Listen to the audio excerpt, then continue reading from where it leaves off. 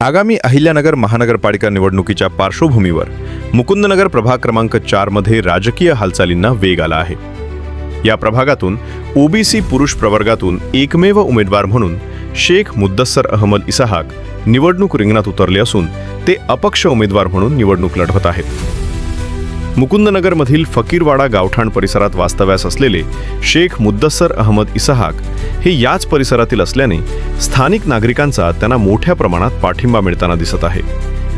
फकीरवाडा गावठाण तसेच आजूबाजूच्या भागात घराघरात जाऊन संवाद साधताना नागरिक त्यांचे उत्स्फूर्त स्वागत करत असून आपलाच उमेदवार म्हणून त्यांच्याकडे पाहिले जात आहे.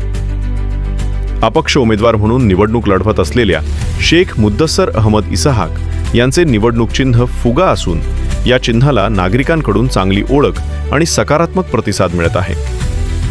प्रचारादरम्यान रस्ते, पाणी, स्वच्छता, आरोग्य सुविधा, युवकांचे रोजगार आणि महिलांच्या सुरक्षेसारख्या मूलभूत प्रश्नांवर त्यांनी भर दिला आहे.